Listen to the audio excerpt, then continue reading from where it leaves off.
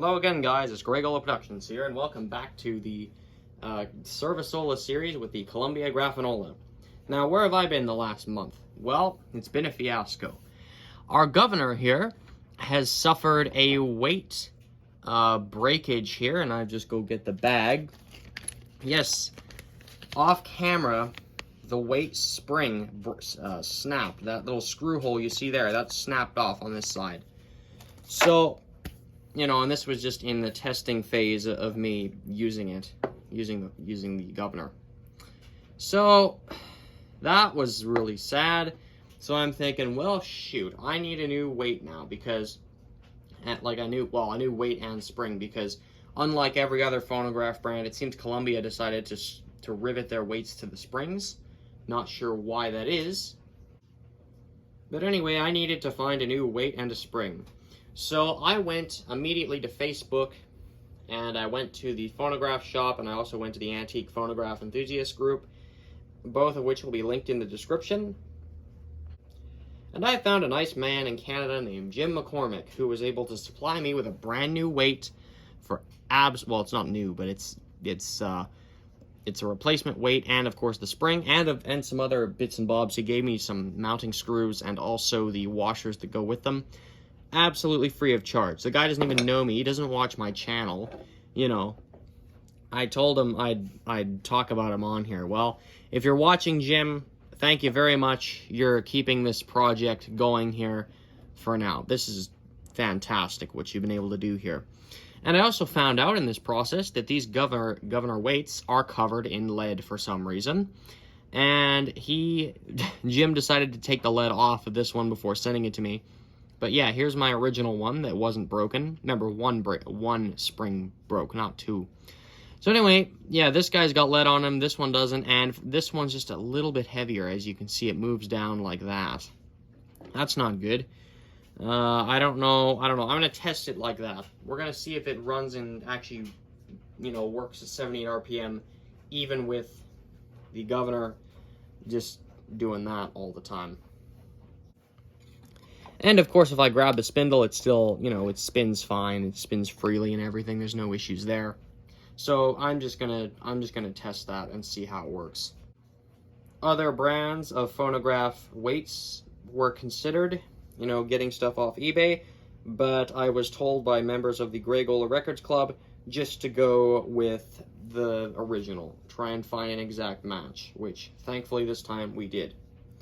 Now, in other news, we've got this ratchet wheel here, and I had it in white vinegar because I was told white vinegar removes rust. I never did get a hold of that rust removing product that I just forgot the name of, and I've mentioned previously in the series.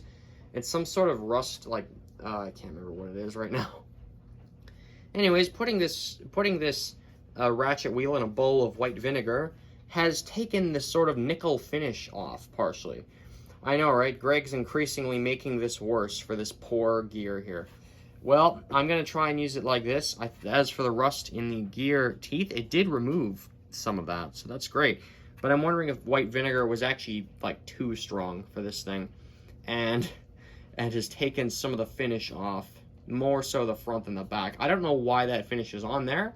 This is just a brass gear with some kind of gray finish on there. As I said, I don't know what that is. But as I said, we're going to try and use it like this as well.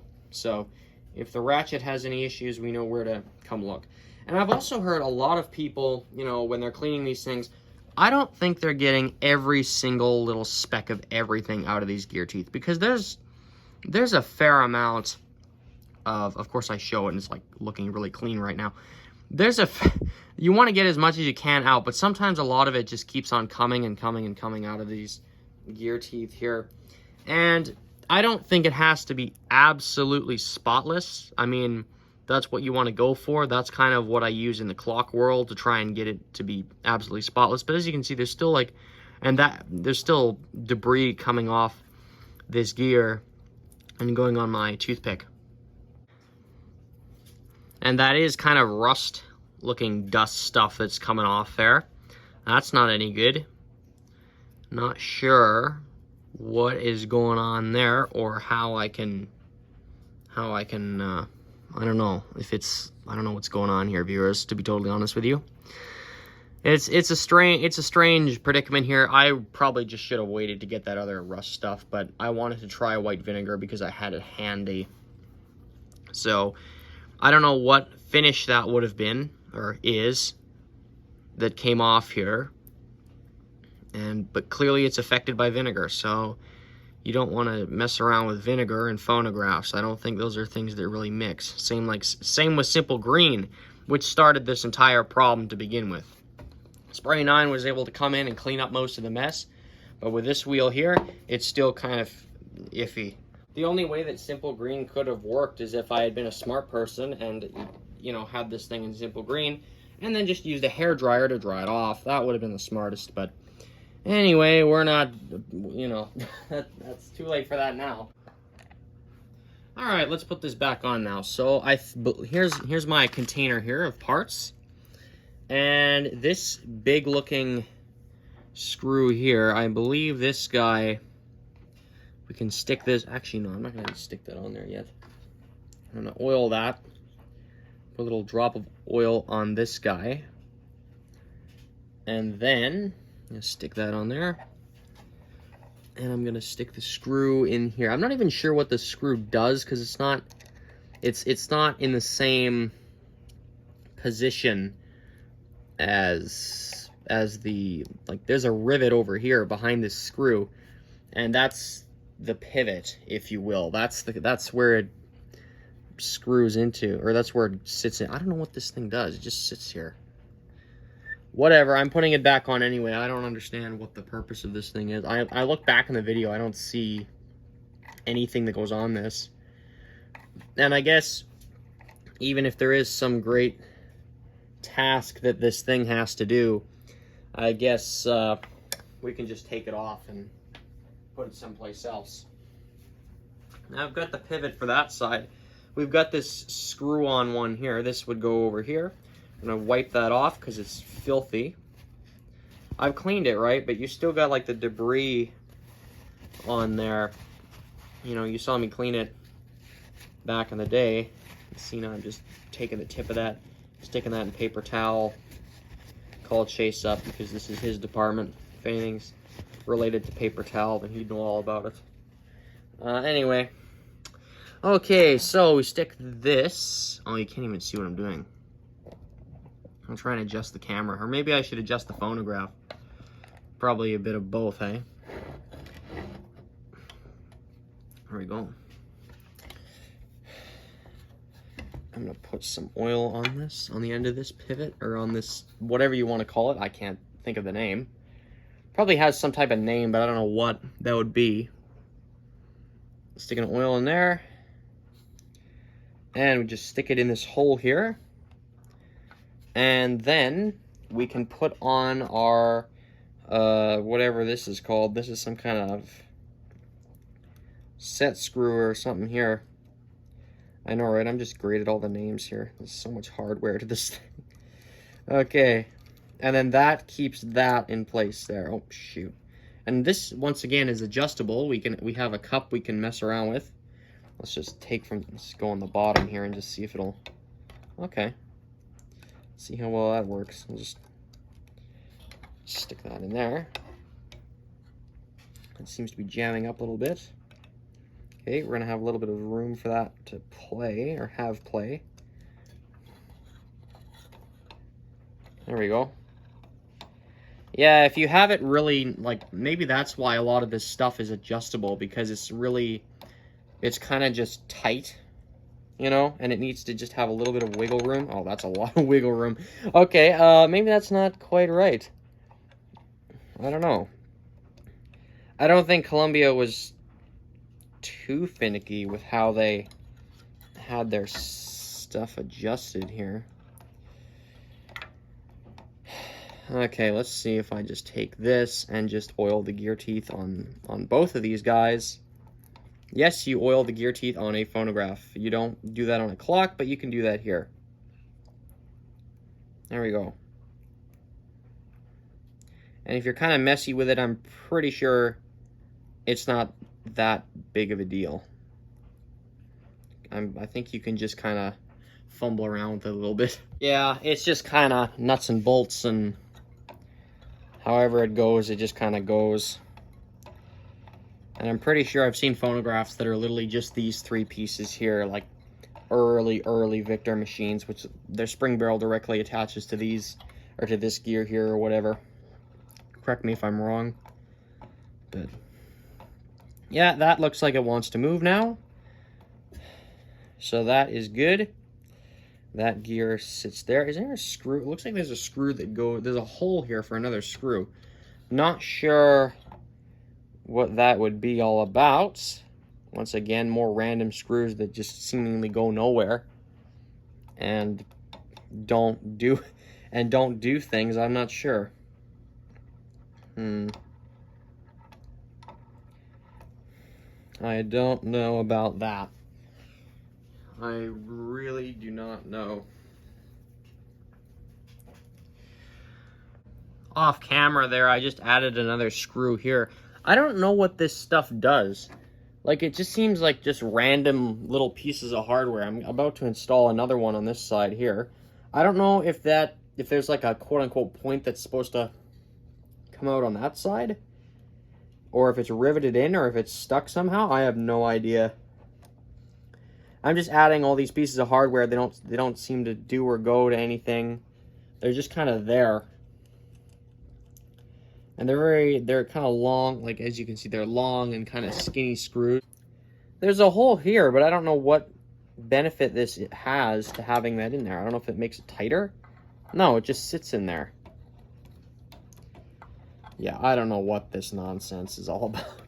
But I've just put like 2 or 3 random screws in that don't seem to do anything for the motor. So, I don't know. I'm just going to leave them there. Maybe I need them later somehow. I don't know. Maybe this motor had other features in another like it's unlikely, but I'm going to say this anyway. Maybe this motor had other features in it at one time. You know, maybe there was more to this thing. And here we go. Here's one of the gear wheels there. There's one of the more popular gear wheels anyway. This thing has those holes in it. Do those do anything? I have no idea. And I say popular is in it's way bigger and it's more descriptive than probably half the stuff here. Let's turn our motor around. I'm gonna oil this pole here. And there's an early C-clip that mounts to this and keeps this thing in. Yeah, just lathering on the oil, guys. There we go. Oh, and I think what as I clear my throat, let's see what goes on where here. What does what? Does this go on here? Greg, you could just look back on the series and see where it goes. Yeah, I guess so. That'd be smart, wouldn't it? This is beginning to look like what everyone thinks a clock tower looks like. Just gears going absolutely everywhere. No clock has like something like this in it. At least not that I've seen. Maybe unless it's some kind of IBM thing where we're doing like 10 different functions. I don't know. But this is not this is not a clock. This is a phonograph. Probably should stop talking about them. You guys get enough of the Gregola Horology Club if you watch that. Is this even the right way around? I don't know. There's like a bunch of different combinations this could be.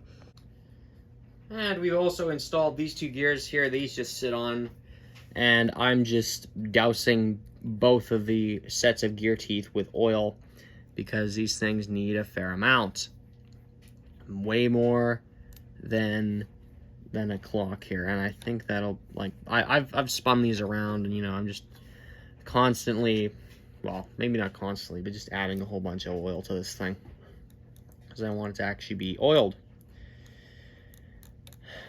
There we go.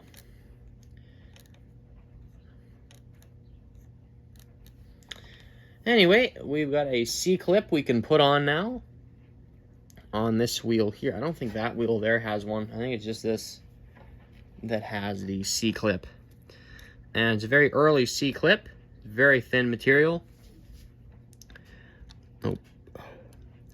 They had C-clips back in the day, but this one is really thin. Oh. I remember taking this, I actually remember taking it off all those about 150 years ago now, aka 2019. Okay.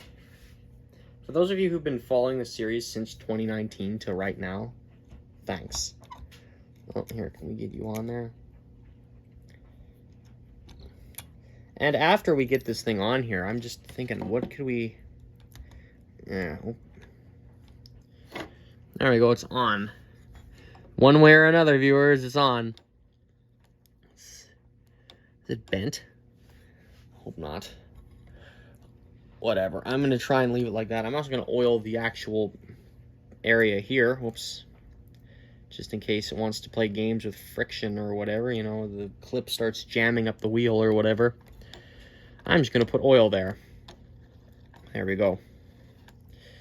Now, we're getting to that stage where we can put the spring barrel back together. So, what should we do about that? Because it would make the most sense to, from this point, have the barrel here and then build outwards. When we were taking this thing apart, we just took this stuff out and then took the barrel out.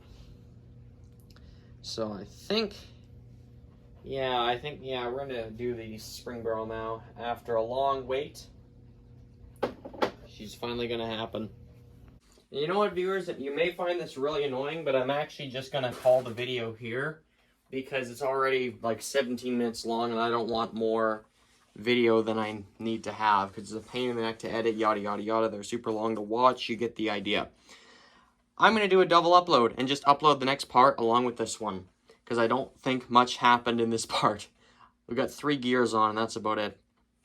Anyway, in the next part, we're going to get our spring barrel together, and then hopefully we can get the motor mounted back on the motorboard and add all these governor speed control stuff. I think we're just going to put the barrel together. We're not going to put it on quite yet. But anyway, we'll work that out then. I'll see you in the next part, you guys.